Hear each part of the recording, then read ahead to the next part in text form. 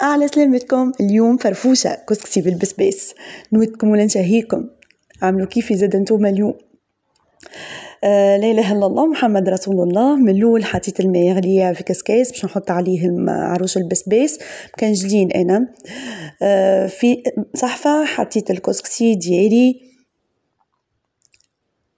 فوحته كركم فلفل أكحل، حطيت له شوية زيت بسسته، من بعد زدته ماء مع شوية ملح باش نغمو نخليه يرتاح شوية يشرب الماء.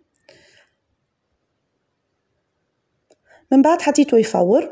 حضرت البصل الأخضر. هوني أستيوس، بعد ما حطيت الكسكسي فوق عروش البسباس كي فوروا بالكدا في كسكاس سيباري على الاخر، بعد حطيتهم فوق بعضهم، نقبهم بالمغرفه كيكه باش يتنفسوا. عملت 3 كعبات تاع طماطم فرشكه مع البصل مع طماطم وفلفل عجين، فوحت بالفلفل اكحل ملح، وزدت في الاخر كاللمسه السحريه متاع الثوم والتيبل في المهريس يعطي بنه على بنه. بعد ما فور كل شيء طابت الصوص، خلطنيهم مع بعضهم وكانت طريقة التقديم هكايا. إن شاء الله تعجبكم. عملت معها شوية طاجين.